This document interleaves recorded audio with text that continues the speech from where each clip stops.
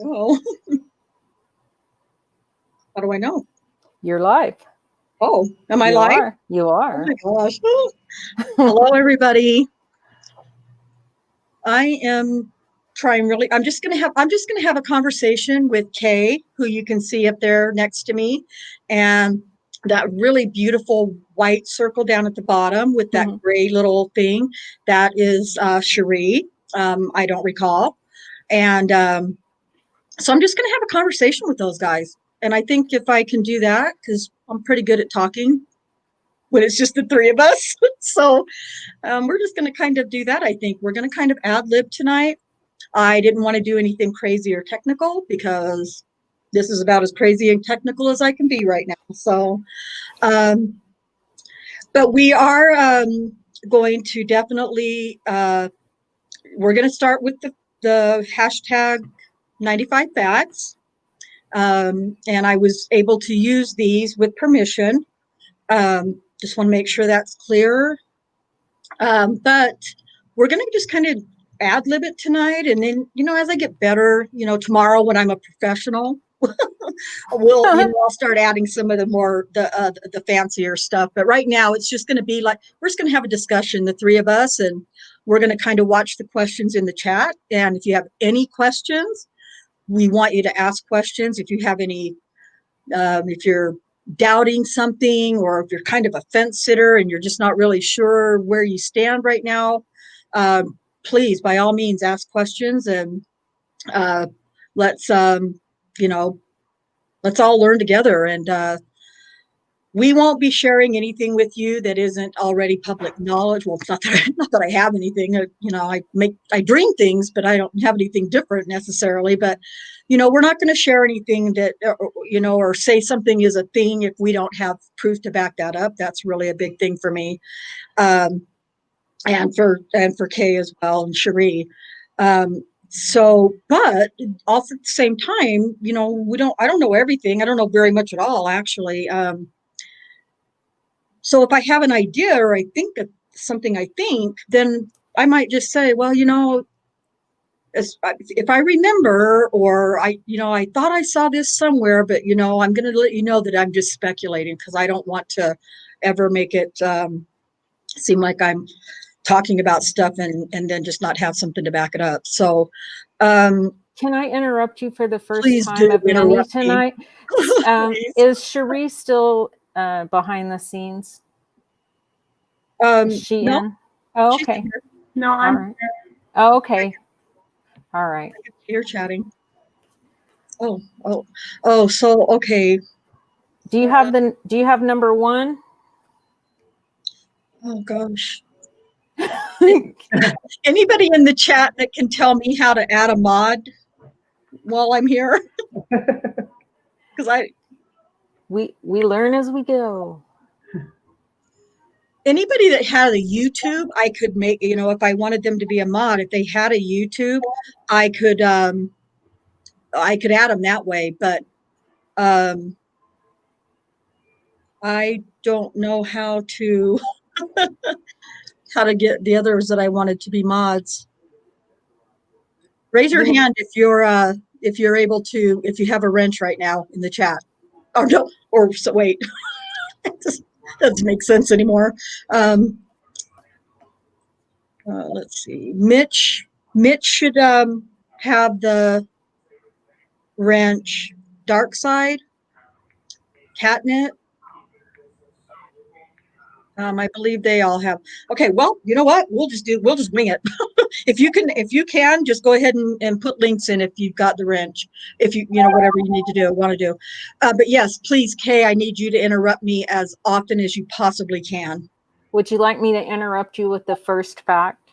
Yes, we are now going to begin with the first of the hashtag 95 facts. Let's go. Oklahoma City Department Sex Crimes detectives Kim Davis and Rocky Gregory brazenly trolled for accusers. The detectives stated repeatedly in police reports and at trial that they proactively sought out and deceptively informed potential victims in advance. that they had received a tip that these women may have been sexually assaulted by a police officer who was a pretty bad guy, according to Rocky Gregory. This bias and unprofessional approach yielded 10 of the 13 accusers lumped together and brought to trial. Reading that last line of that makes me think of a comment that Kim Davis made. If you want to put the link up in the chat to Michelle Malkin's Daniel in the Den, when she was being interviewed by Malkin, she said, we don't always get things done when we have one. But when we have 13 and the MO's the same and the verbiage is the same, then we can get something done. So it was designed, from the very beginning, to just make sure that they piled on enough that something would stick, because they were never going to succeed with the after hours traffic stop that kind of really kicked off this whole thing into high gear, the Janie Liggins traffic stop. Let's see. I found what followed that traffic stop very disturbing. So, well, I mean, you want to talk about what started the whole thing off here? Yeah, we can. I'm not sure who's here right now. I meant to say before we really got going that we're starting off with these 95 hashtags, but that doesn't really start you off at the beginning of this case. What does start off is the June 18th traffic stop that Daniel made on Janie Liggins around 2:00 in the morning. She, we've only speculated. I've only speculated the reasons for why she made the claim she did. And I have a few theories, but feel free to ask me about those later at another time. But it's weird that kind of set it off, because she had no ask me anything you want, ask Kay or Sherry, anybody in the chat, whatever, anything you want about evidence regarding Janie Liggins' stop, there's none. So the key, the thing that kind of set it off and let it start rolling with that snowball effect was our friend Kim Davis. She had that gut feeling. She had a gut feeling. That's how investigators are supposed to operate, right? With their gut feelings. There is some times when using, going with your gut or your intuition is helpful, but not in a case like this. Not when you're going to start talking about possibly taking somebody's freedom from them. Mm-hmm. And so that's what started it. She had the sane exams at the hospital. They forensically tested her car for fingerprints. Her car, I guess, but Daniel's car, his squad car. There was nothing. There was no evidence whatsoever of any kind to link Janie Liggins and her accusations to Daniel, because there just wasn't any evidence. Yeah, they were real. Go ahead. They were pretty screwed with that, but something people should know is that Terry Morris, Janie Liggins, and then Adara Gardner, those are the three accusers that really, they were kind of they needed those three desperately to be a part of the case. And Terry Morris had reported, so the after hours traffic stop, the Janie Liggins traffic stop, was on June 18th, 2014. And previous to that, Terry Morris had an interaction with the police because her boyfriend, Christopher Shelton, called 911 because she was tearing up his car. She was upset with him because he had a new girlfriend. Her heart was broken. And she was just destroying his car. And so he calls 911, and you can hear, I haven't found that 911 tape of her. I know it's out there because I've heard it, but we'll post that down below if we can find it later to go along with this. Yeah. But so this was on April 25th. Wait, am I? No.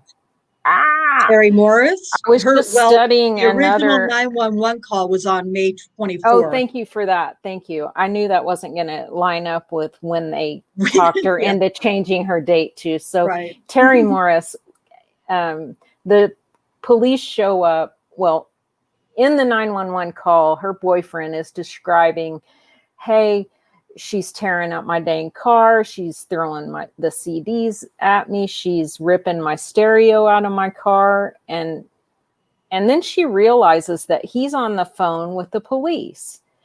And he says, yeah, Terry Lynn, I'm calling the police. I told you to stop it. And she says, you're going to call the same mother that done raped me? And so when the police show up, she's already into that frame of mind. She's already, and I feel like she just did that to get out of trouble. And when Kim Davis was asked and Rocky Gregory were asked by Michelle Malkin, why do people make false claims? To get out of trouble, money, and something else that'll pop into my mind later. And so I feel like that's right. She was trying to get out of trouble. She says it happened a few days earlier. She put it on the 20th or 21st and was really clear about that when she was reporting it. So the police show up. She's now the victim. In the police report, she's listed as the victim on that call. Christopher Shelton is just listed as an interested party person, or whatever, however that goes. So that kind of they were already investigating that. And they knew, Rocky Gregory, that was assigned to him. They didn't, that night, was that a Saturday night, Rhonda? I think that's right. That night, they didn't send a sex crime detective to the scene, which is customary and which you definitely saw when Janie Liggins reported. There was a flurry of activity when Janie Liggins reported, but Terry Morris, and I don't know if they knew her, they had interactions with her. I really think that they were just judging her by her past, and they didn't take it seriously. It's Terry Morris again. She's fine. So that happens on the 25th. Rocky Gregory starts investigating according to his police reports on the 27th. But they really don't get serious about trying to do anything about her case. They're looking into it because they know that Daniel Holtzclaw had stopped her on May 8th, but she's adamant that this happened on May 20th or 21st.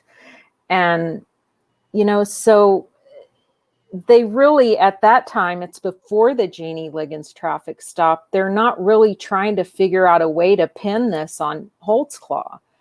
I really don't think they're believing her, but, he's doing the investigation.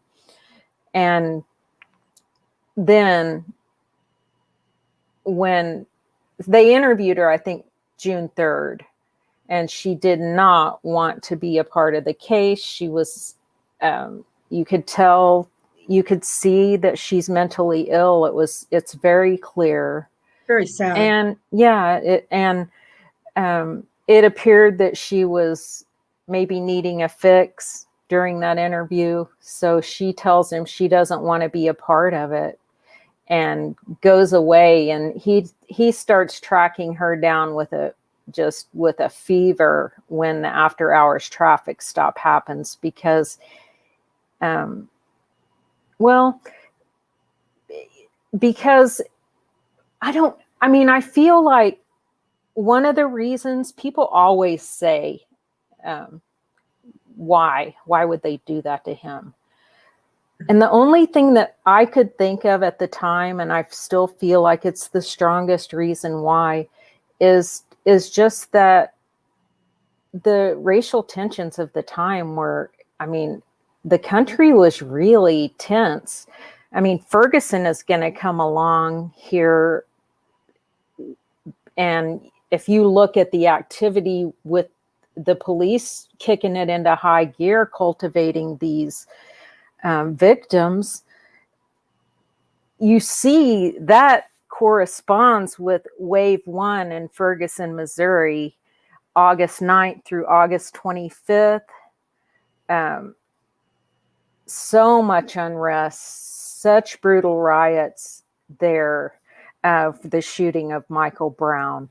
And, it just, Ferguson's activity kind of kept this case super emotional and super in the news, because Wave 2 in Ferguson was November 24th through December 2nd, when they announced that they were not going to indict Darren Wilson. So, having all that in the background, Rhonda, you couldn't really, what could you expect was going to happen to Daniel Holtzclaw? Exactly what happened. It just became oh shit, we got to make sure we get this guy behind bars, because otherwise we're going to be the next Ferguson. Yeah. Well, and what comes to mind with Terry Morris when we think about the fact, number one, the ways in which they tried to get her to become a part of the case. What kind of things do you think of immediately with her or Sherry? Terry Morris? Muted? Oh gosh. Yeah, Sherry, you're going to have to just jump in if you got something to say, because you know me. Get me and Kay going. It's going to be really interesting. But no, I immediately. Because the next interaction ends up being June 24th. We watched that video together not too long ago, where she's coming in and she signs the refusal to prosecute that day. And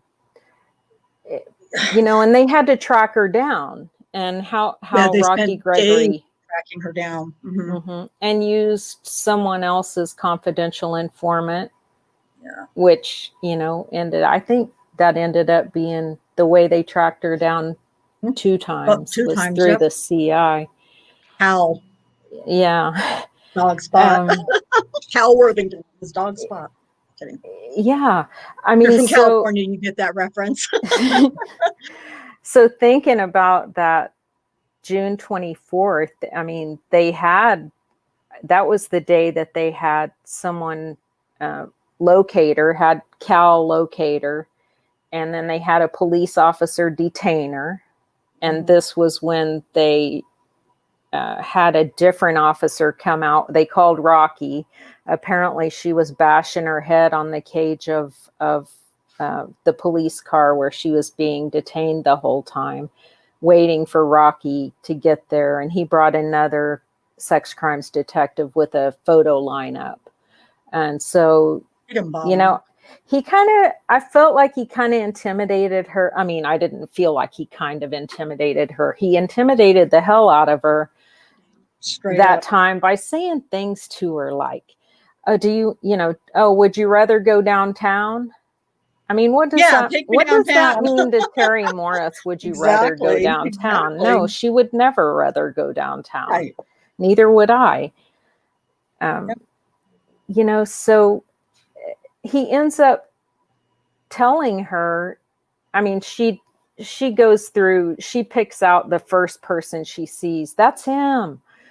You know, she never, you can tell by listening to that, and you can hear that full interview on Brian Bates' podcast.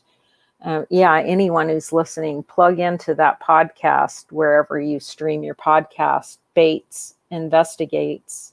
We'll throw a link in the There should be a link. chat there for that. But in the episodes, I think how many episodes are there?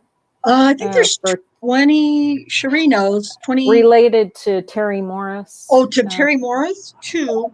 Yeah. 2. So I don't know if it's in the first one or the second one, but you can hear that whole interaction with that June 24th encounter with her, and she does come downtown, and she does sign the refusal to prosecute. But don't forget, Rocky had to. She's ready to go. Boom, done asking questions. She's out. She's like, "See ya, gotta go." And he's like, "Wait, don't leave. I'm not done yet." And she's like, "I'm gone, dude." But he's like, "No. I just gotta ask you one more time." Oh, God, he was so freaking relentless. And I mean, don't you really think that he was just thinking, what the hell? I thought this would be easier, you know? I'd have to link her. I mean, because you've got, by June 24th, you know, you have had the Janie Liggins stop, and, you know, it's just why they immediately thought to link those two up when, you know, when you had Terry Morris saying, no, it happened the 20th or 21st, they had to convince her to push it all the way back to the 8th. And she was adamant about the 20th or 20th. She never dropped a beat whenever she talked about it. It was the 20th. It was the other day. Remember, she said 2 or 3 days ago. Yeah, during the 911 call when they said, well, when did this happen? I don't know. It was the other day. It was on the 20th or 21st. So the other day means, you know, just a couple of days before. But they end up, Rocky Davis ends up getting her to go all the way back to May 8th now. Yeah, Rocky Gregory, yeah. He's a pro at his, you know, BS throwing. Well, I mean, remember how he got her to do that? Mm-hmm. Yeah.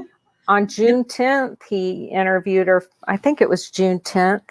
He interviewed her for a final time. Yeah. And guess where she was?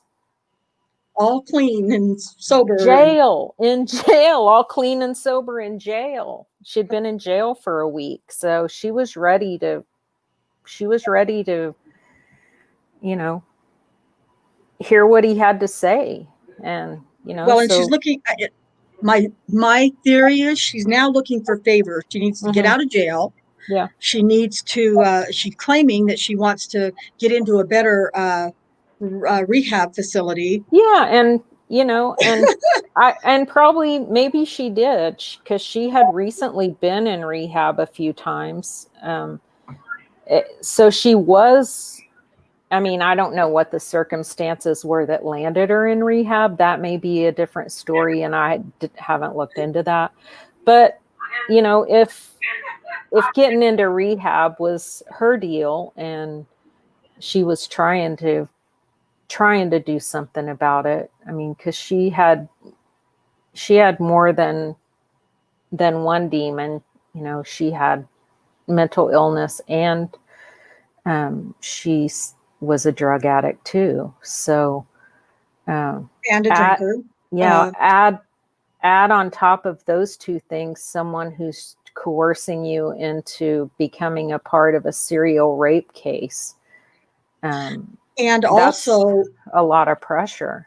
She's trying to move to California. Was it California? Where was she trying to move? She was trying to move. She was trying to get out of Oklahoma. I can't remember and move somewhere. I don't know why I'm thinking California, but seems like she was going to try to move to California or something. And so, you know, she had several reasons to want to, you know, move forward and be accepting of that May 8th date. And it's really, so that's just one example. And there's so much to that example of you know, investigators trolling for victims. But I can't tell you how much I've looked into Sherry Ellis. But I believe Sherry Ellis now with Janie Liggins all out of the way now, because now we're not worrying or focusing on Janie Liggins because there's nothing there to look at, right? We've gone through Terry Morris. Now Kim Davis, she's out doing her part too. She is like, what do they call that? My mom used to say, hoofing the streets or something like that. And she is out looking for you know, these victims on a non-existent list created by Lieutenant Musney. Yeah. And Whatever. she came up with you know, several.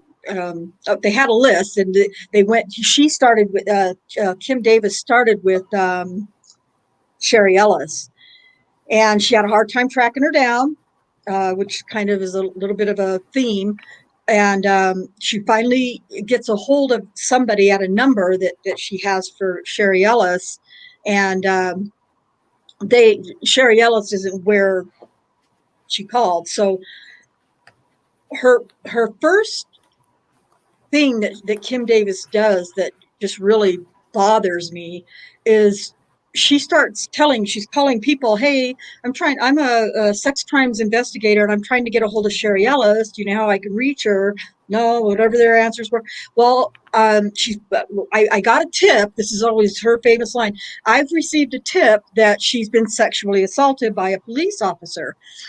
Now, my first thing about that isn't what you would think, that she's out, you know, trying to give information or feed.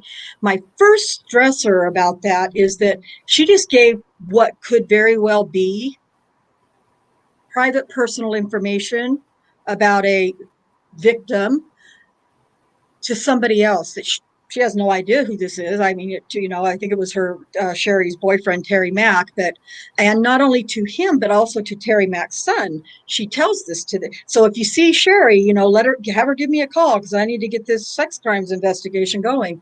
And I just think that's deplorable that she would do that, and not even try to cover her tracks, thinking that there was that there would be something wrong with that. But then she gets a hold of Sherry Ellis. Well, Sherry finally, she calls her and gets a hold of her. And, you know, this is Kim Davis. I work in sex crimes. And I received a tip that you have been assaulted by a police officer. And boom, Sherry Ellis is ready to go because I have. Yep. She says, all I have. Now, not only is it just because she just now heard that from Kim Davis, but she's also been hearing it from whoever Kim Davis has been saying it to, because she's nervous. She was like, I didn't know, you know, I was worried, and that could have been the only thing it could have been, you know, so that's. Well, she thought she really didn't want to be contacted by the police because she had just gotten out of prison. She was trying to get her life straightened out. She was going to school. According to her, she was going to school. She was finishing her GED that she didn't finish while she was in prison because she ended up getting out of prison before the program was over. So she did get out of prison and go pursue finishing that GED. And at some point, she didn't leave. At some point, she started another relationship with her current husband, because she had been with this, what was his name? Terry Mack. She had been with him since she was I think 18. So she had been with him for a lot of years and called him her common law husband. But she had been seeing Edwin Smith, I think. I think I have that name right. It's Edwin for sure. I can't remember his last name. And I think the night of her allegations, she really was he was staying around the corner from her Terry Mack's house where Sherry was living. And he was staying with his mom there, I think. So I think really when she's saying what she was doing after, you know, where she was going and where she went after the assault, the truth of the matter is she was coming from, you know, having a little afternoon, evening delight, whatever, with her boyfriend down the street. And she says when she came back and talked to her boyfriend, her husband, and told her, she said she told him what happened. And he told her that it wouldn't do any good to go to the police because she had 2 DNAs in her. And with 2 DNAs in her, you know, they wouldn't be able to find out. And so that was the beginning of the end of their relationship. And, but yeah, I mean, the most, we're talking about cultivating these accusers and just having tunnel vision, and it doesn't matter what you're doing to get them. I mean, I think there's one of the strongest cases of that is Sherry Ellis, because Sherry Ellis, how did she describe Daniel? Sherry's been digging into Sherry Ellis for a while. You want to jump in, Sherry, or you don't have to? Well, I think you covered it pretty well. Well, talking about her Sherry Ellis's description of Daniel when Kim Davis, she called Kim Davis from school, and she said, yes, she was a victim. And then she just goes right into it and describes him. She's one of the accused, one of a couple accusers that describe him as a black man. Short black man. Yeah. In the old squad car, Crown Vic. Yeah, and she said he was darker than she is. I believe that was the one, or was that the one who said that? Yeah, you're correct. She said, okay. On the phone, she says, it was a short black guy. And Kim just doesn't skip a beat, does she? Nope. I mean, that's fine with her. And she even tells her, I know who did this to you. She does. Oh yeah, short black guy is like 6'2" and 260 and half Japanese, but mostly looks white. But yeah, you're right, Sherry. She has, and we'll cover, I guess next time Sherry Ellis comes up, we'll be better with being able to post links, and we'll be more techie. I'll be a little more techie by then. But there's a great clip of her standing up after she comes in for the formal interview, standing, and Kim has her, show her how tall the short black guy is, because still black is not a problem for her. She's going to figure out a way to make that go away. Yeah. But, she needs him to be taller, though. So Sherry stands up and says, and she's like, right here. Yeah. And she says, well, you're a tall girl, Sherry. You're a tall girl. You're a pretty tall girl. Wow. It's just insane. It's really crazy what they do. 5'7" or 5'9", short black guy. Yeah. That's tough, man. Yeah. It's I think, I'm not sure exactly everybody who's in the chat right now or viewing, but I think probably most of you know the basics about this case, or at least the beginnings of this case. So, but if you don't, if you haven't seen anything, I definitely would recommend that you probably kind of become cliche in a way, but I think really the best place to start would be to start with the Daniel in the Den video. But then the next one I recommend, and I can't remember if I put it on my links for you guys to share. I hope I did. But there's actually a different interview that Michelle Malkin does. It's almost 2 hours long, or a little over 2 hours long, that she does with Kim Davis and Rocky Gregory.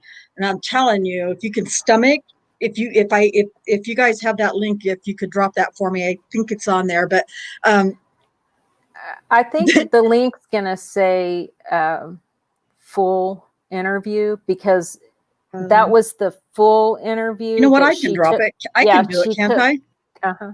She took clips out of that to do Daniel in the Den, and then, I mean, just like in the last year, maybe she released that full interview, and there were a lot of interesting things that, you know, I just wasn't room for him in the documentary about that. Right. Oh man, what did I do with my? I sent it to everybody. I must have closed it.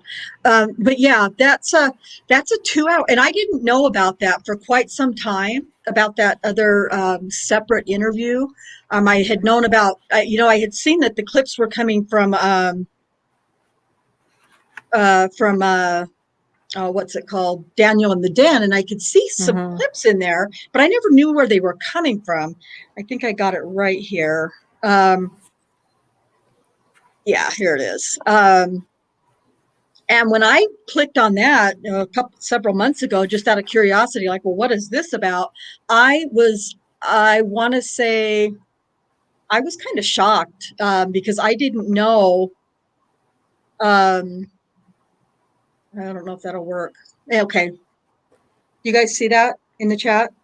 Hey, Sherry. Oh, Sherry already did it. Sherry's awesome. Sherry, do you want to, someone's saying, can Rhonda see the chat? You want to read out some things in the chat? Are there questions or yeah, I can. Such? Can you see the chat? I can. Oh, yeah, I can see it. Sorry, I meant Sherry. Oh. Like to read it. Were there some questions, Sharon? I can see it. I'm not very good at today anyway, multitasking. It's okay if we do this, right? Read the chat. Oh, yeah, please do. You guys want to know? You want to know about that? What? I asked if they wanted to know about this. Oh, you guys want to know what's going on with Kay's face, right? I don't see that in there, but I'm sure they do. No one wants to ask. No, I'm pretty sure. Yeah, you should probably go ahead and explain that to everybody. Well, I tripped over my flip-flops running in the rain and fell on my face. And this is it, man. It looks really good. Looks good today. Looks good now. Yeah, I talked to Daniel this morning, and that's the first thing he wanted to laugh about was my face. Like, God, that's not very nice. Oh, okay. He said, okay, I'm sorry.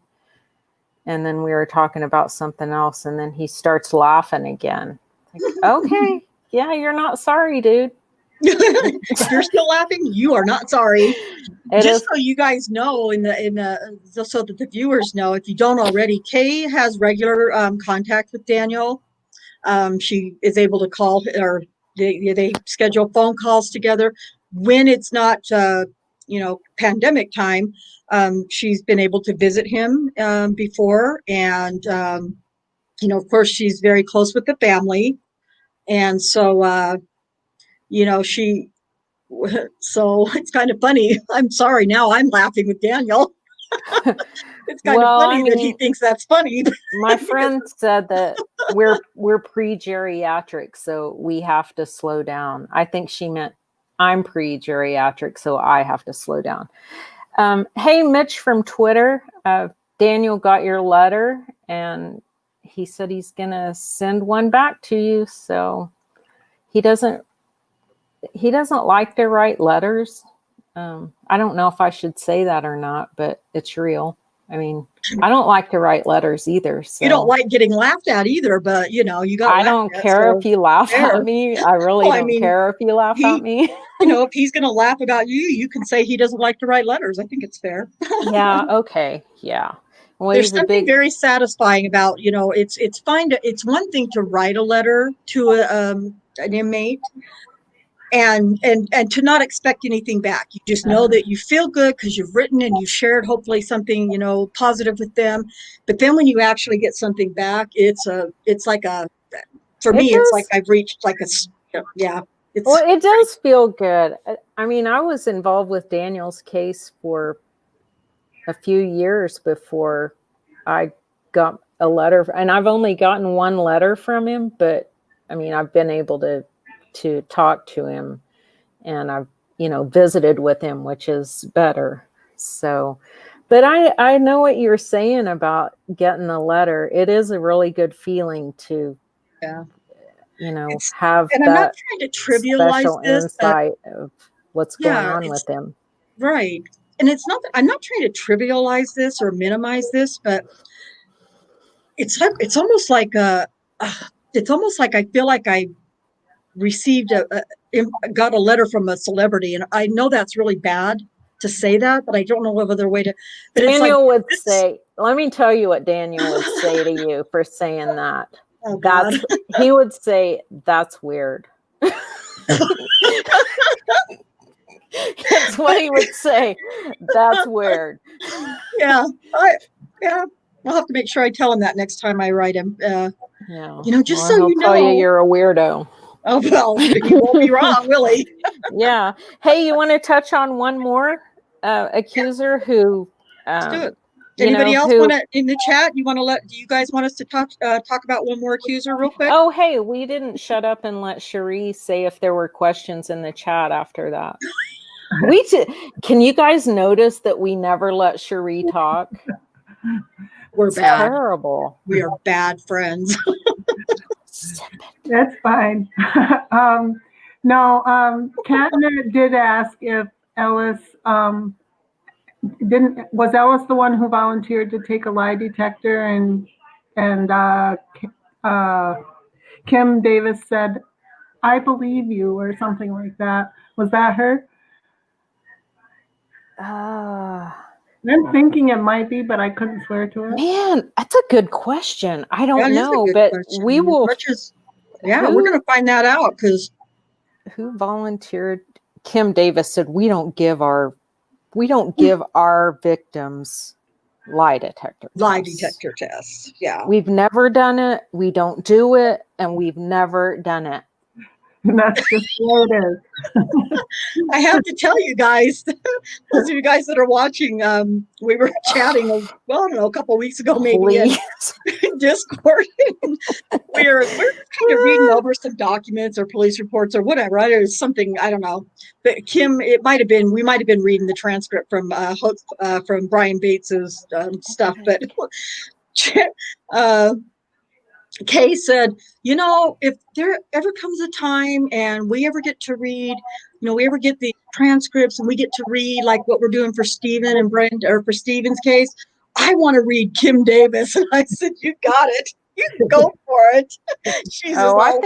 I've never been an impersonator, but I think I could nail her stupid Oklahoma accent. She gives Oklahoma accents a bad name. I'm not even kidding you. Really.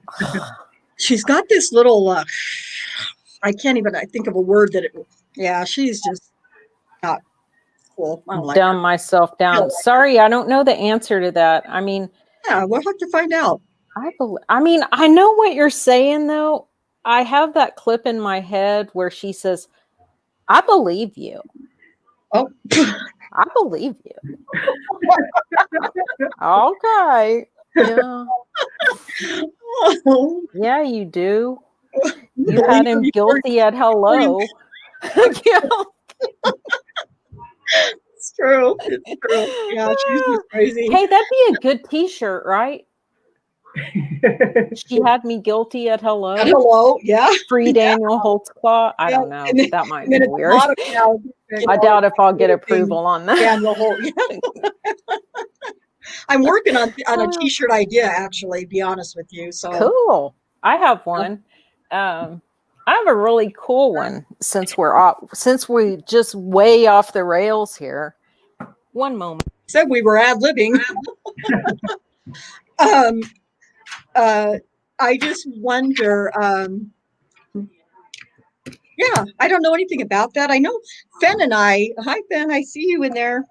I can't. Well, actually, I can see names, but I'm not wearing my glasses because I can't stand the glare that I can see. So I can see names, but I can't really read what you're saying.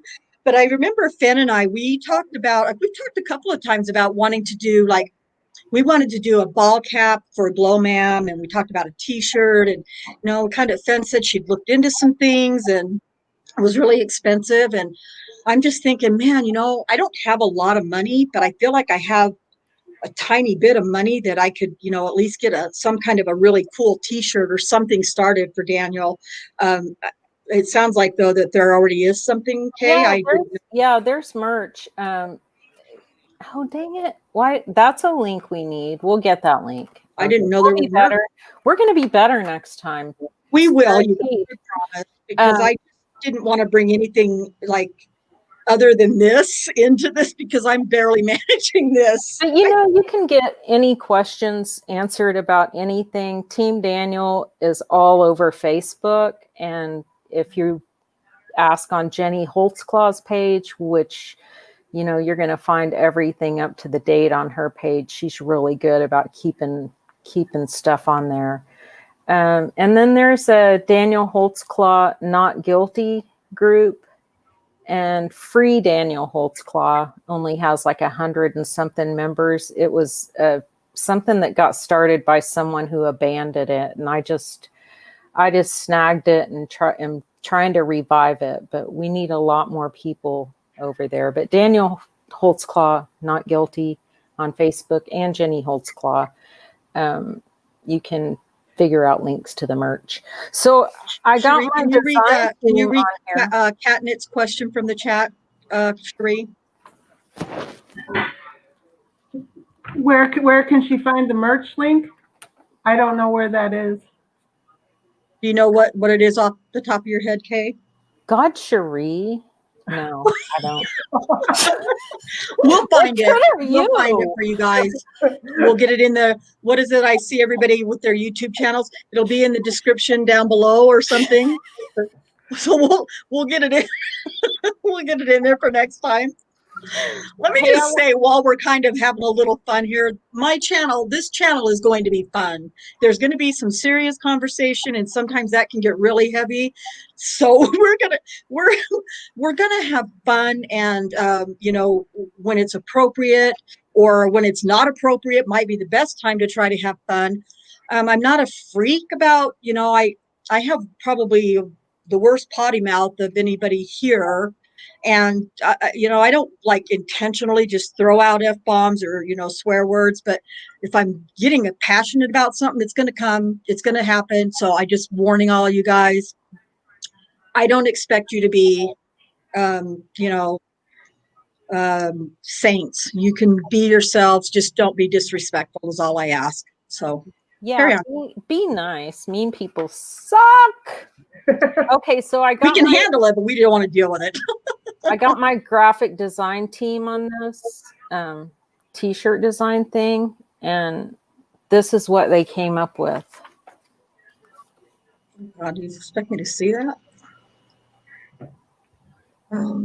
You like their work? Yeah. Injustice anywhere is a threat to justice everywhere. Martin Luther King Jr. And then hashtag Free Daniel Holtzclaw on the top and holtzclawtrial.com on the bottom. What do you think? What do you guys think? Let's do it. I like I it. like it. Let's do it. Yeah. Yeah. Sharon, are you saying that to me, that you're going to wash my mouth out with soap? Come on. Did you drop It's the part of, F-bomb? I didn't, but I said Okay. I might. And so I think Oh, Sharon's it's not pre-scolding me. necessary. She's going to wash it. But it's just part of who I am. You don't want me to change who Oh, I that's am, do right. you? You have to be who you are. That's right. Yeah. It's who I am too, but I'm going to see if I can refrain, but we'll see. We'll see. Sometimes it just slips out. Her and Cherie both tell me when I like drop in like every other word is something naughty. I was like, I'm really sorry, you guys. And Cherie's always like, oh, it's fine. I do it all the time. I've never once heard her swear, number one. And Kay, every once in a great while, and it's usually when she's just like up to here with whatever, she might throw out a, a something, and I'm just like, yeah, I'm the dog in here, but I'm okay with it. This case elicits a lot of F-bombs from me. It's maddening, man. It's maddening. The way that they put this case together, it is so frustrating, and you start reading the transcripts, which are going to be coming at you pretty soon in sections. It's just, it just is a pisser. It's such an overused word that I can't think of another one. Well, a couple of them really, but convoluted always comes to mind right there, and I can't help but say it. And nefarious, those are two things that are, no matter what I'm reading that has to do with Oklahoma State, those two words always fit. Yeah, and it's pretty sad. Yeah, if you think back to the beginning of this case, and you just think how it was put together, after he, they knew, they weren't going to pin it on him with Terry Morris, because she said May 2021, it was May 8th for him when he stopped her. And another officer stopped her on 4/11 or 4/14, who this officer had been fired. He did get his job back, but he had been investigated for having sex with prostitutes while on duty. But they never even put him in a photo lineup for Terry. That night, June 24th, when they took, they detained her and brought that photo lineup to her, she had already refused to look at a photo lineup on June 3rd. She refused.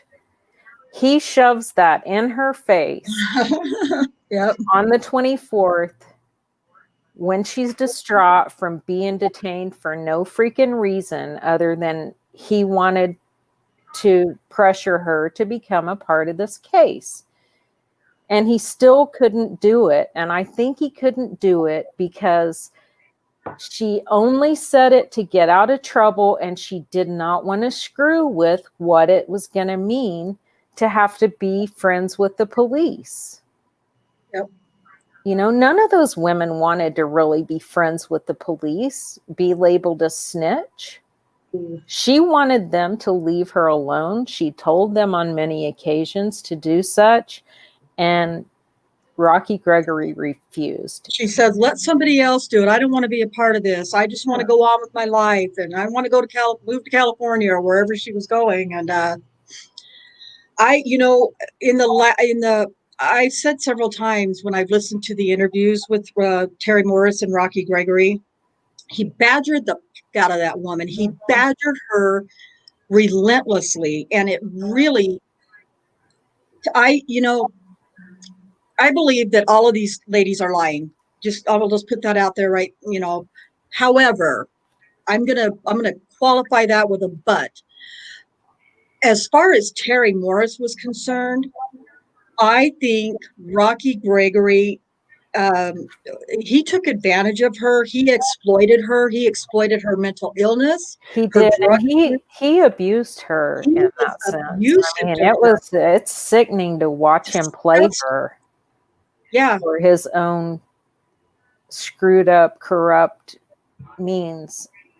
I mean, he deserves to be behind bars. And what happened? He got promoted.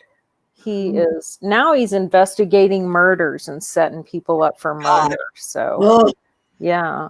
y'all better be keeping Stay your eye out of on those Oklahoma things County, in people. Oklahoma. They are Bad screwed up news. there. You know, we haven't talked about, and I know we're kind of venturing off a little bit about the hashtag thing, but I think we've covered it. I think we've talked about it and what that means.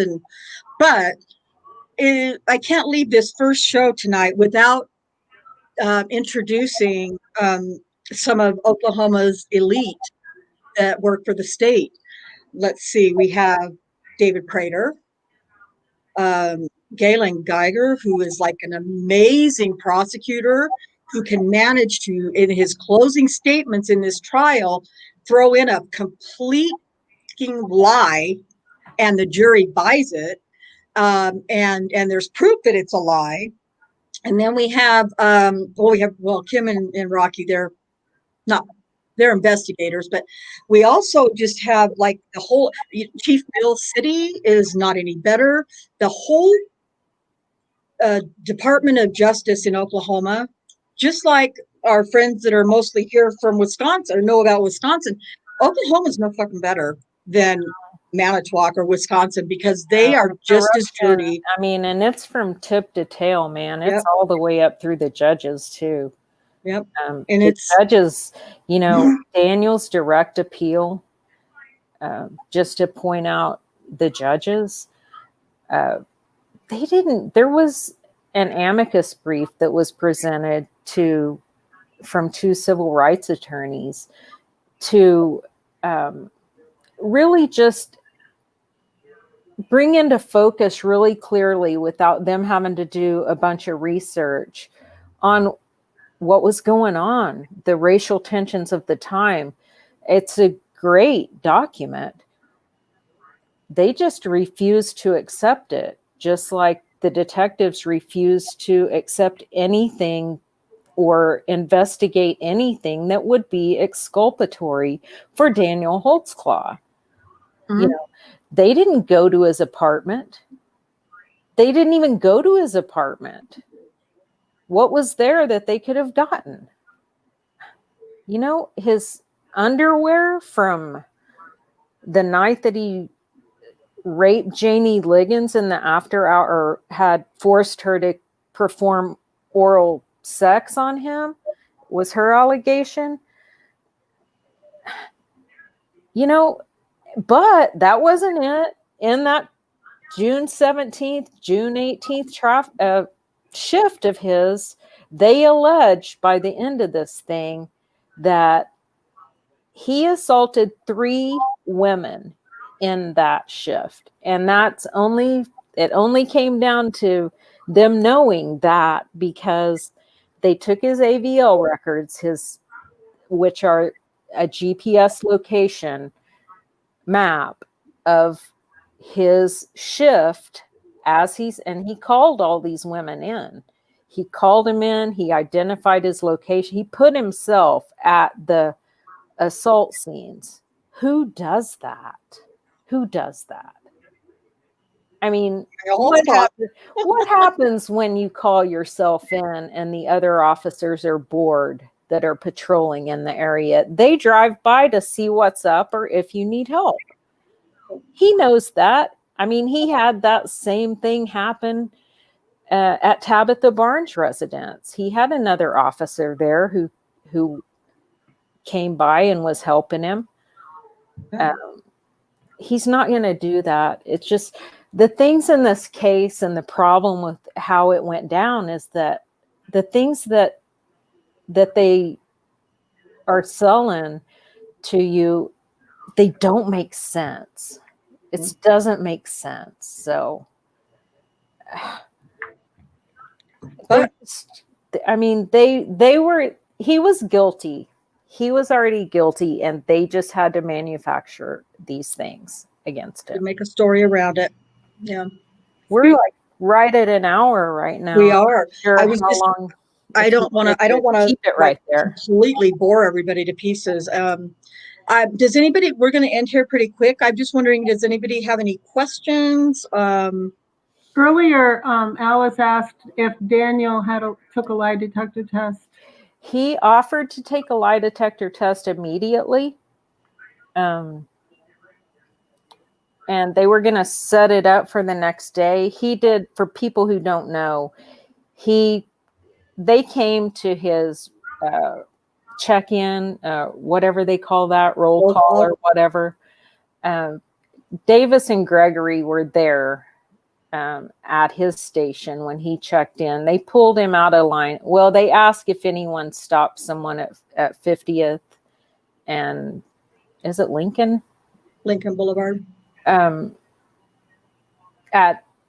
2:00, and he immediately said yes, he did. They pulled him out. He told them what it was, and that he had turned his computer off. Like, they verified at trial that with the records that was a common thing he did, although it was against a new policy that had been put into place. I guess it was a problem across the department to merit a policy about it, but he had turned it off. I lost my train of thought because I went down a rabbit hole, and then when I do that, I have no idea what the You hell. guys should be careful where you're walking around outdoors, because it was a question Manitowoc and Oklahoma from Alice. It was about whether or not he took a lie detector test. Oh, sorry. Dang, I went way off the rails there. And I thought, and I think I'm bad. Come on now. I just want to tell you everything, and then it just doesn't work out because it's too much. It's so much, yeah. Hard. So he did offer to take a lie detector test. He did go through that 2-hour interview. He went downtown with those detectives and talked to him for 2 hours. He waived his rights. He didn't have an attorney, which was stupid. But, he really thought if he told the truth that it would be no big deal. Daniel's the kind of cop that reports use of force when it happens. And, that report really is he had several use of force investigations that he self-reported, and he was used to how that process works. And he was naive in the fact that he didn't understand, I don't think, what they were saying he had done before he agreed to cooperate. And I think once he agreed to go downtown and talk to him, he is a man of his word, and that's what he did. But yeah, he didn't, he was taken home from that 2-hour interview.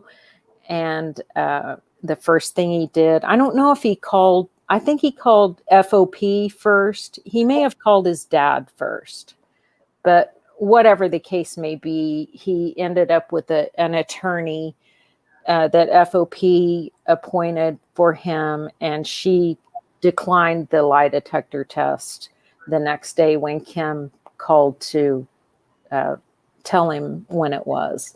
So he never did take a lie detector test. He wanted to. He also wanted to see the video of the traffic stop, and that was never shown to him. I just imagine Rocky Gregory when he says, "Do you want to see the video of that traffic stop?" And Daniel's like, "Yes, I do." And I'm just thinking, Rocky Gregory must have been going, "Oh, what the fuck am I going to do now?" Rocky Gregory's like, "You do? You do?" And he says, "Yes, yeah. I do." Like, and I think he's thinking at that point, "Oh my God, I'm so glad that there's video because holy shit, what could happen here if there weren't video?" You almost see a sigh of relief on his face. Because he's thinking, "Oh, this is going to prove that this didn't happen." But yeah, but he really had no idea that he was already convicted, which he was. An interesting thing, though, while we're talking about that court-appointed attorney or that attorney that the FOP supplied for him for a short time, because his organization didn't end up standing behind him, and he was a member of the Fraternal Order of Police, and they did not live up to their end of the bargain with him. they appointed and they gave attorney to him, whose husband was the communications director for, guess what? Oklahoma City Police Department. What? I mean, what? Yeah. No big deal. We're professional. You're professional liars. We're professional. Anyway, all right. Well, and you No know, lie detector. as we go, no lie detector. As we go through these facts, we will also learn that there is a lot of conflict of interest. A lot of conflict of interest. Well, Yeah. I say a lot. There are several conflicts of interest in this case that, you know, according to the department or the state statute, you know, these particular, well, the one I'm speaking of right now is Elaine Taylor, who was the crime analyst who tested the DNA. But she's Rocky Gregory's mother-in-law. Rocky Gregory is married to Elaine Taylor's daughter. And another officer that it was investigating the Janie Liggins traffic stop, I think his name was Brian Taylor, is Elaine Taylor's son. So, you know, what could go wrong with that connection of conflict of interest? Well, that was, you know, that was fortuitous for them, wasn't it? That Brian Taylor was dispatched to that scene. How lucky. I mean, lots of and, luck. you know, it may well have been just random, but it sure did make things, you know, it sure did make sharing information a lot easier in those early, you know, until the DNA came back. Because the third person, Adara Gardner, that I didn't talk about, is the DNA person who they kept going down this list that was created by Lieutenant Musney. What list? He denies creating for some reason. I'm so sarcastic. Because, I mean, that's not going to look good if you create a list and the only people on the list are Black women with a history of drug abuse and prostitution with like crime, criminal records. It's not really going to look good if someone sees that list is only women that Daniel Holtzclaw pulled over that fit those criteria. You know what's funny about that is that I get really pissed off because in other places I'll read comments about, you know, when people want to argue with me about, you know, well, he profiled all these women. They all had the same history. They all had the same whatever. They all had the same. But the thing of it is, it wasn't Daniel who profiled these accusers. It was Lieutenant Musney, Kim Davis, and Rocky Gregory are the ones who profiled these ladies, not Daniel Holtzclaw. Yeah, so and they ended up accumulating all these victims because once they, you know, swabbed the fly of his pants and got some DNA, they were gangbusters. They were going to find who that DNA belonged to, but they were really too stupid to realize that the quickest way to find the DNA on the pants that he was wearing that day would be to start at that day and just go backwards and contact every person that he came into contact with, not just Black people, right? Drug, prostitute, anybody that he had contact with that day. You would find that person right away because it's most likely someone he pulled over the day before. And that's exactly what it was. But they don't find her until near the end of the investigation, like in September or October. If it was September, it would have been late September. So it was just, oh my God, they're so dumb. So shady. Anyway. Shady mofos. All right, I'm sorry. I dominated your live. I feel like. Well, I told you I wasn't gonna. I was gonna have it was gonna be a ad lib kind of thing because I just didn't want to get. Oh, I was really nervous about getting too much screen sharing going on and what documents and this and that and the other. at We're least for gonna this get first good at- time. We're going to get good at that. I I promise know. you. We I know. are. Lots of Well, practice. it's nice to have, thanks guys in the chat. It's cool Yeah. to see these names scrolling by and all the comments. I feel bad. I didn't even say hi to anybody. Well, you're nervous. Hi, everybody. Hey, I'll get yeah. better at it. So when is the real time for this? Okay, so Let's tell that. yeah, so this was supposed to have happened on Sunday night, and Mitch was really sweet because he even gave me a little shout out that I was going to be I was going to be starting on Sunday, the next day after his, and damn it. Damn him for making us look bad. Well, no, it was okay, but I have been kind of fine tuning the channel, trying to just learning a little bit at a time. So I was, I can't remember what night it was. Must have been Saturday night. Yeah, it was Saturday night or Sunday morning. I was just fine tuning everything in the thing, making sure I had all the things set right, that I, as felt well as I understood it. And then I thought, well, I'm just going to go ahead and practice doing a live by myself because I know I can do that. So I hit the little thing that the little thing that says you're going live, and I get this big glaring notice in my face that thank you for blah blah blah blah blah, and in 24 hours you'll be able to go. And I was like, oh my 24 hours. dying, Oops. dying. I was so the furious. real time is going to be Sunday. Is it going to be Sunday? So yes, Sundays at 5 p.m. Mountain Standard Time. And the only question I have for everybody in the chat is, do you want me to start that on this Sunday? Or do you want me to wait till the following Sunday?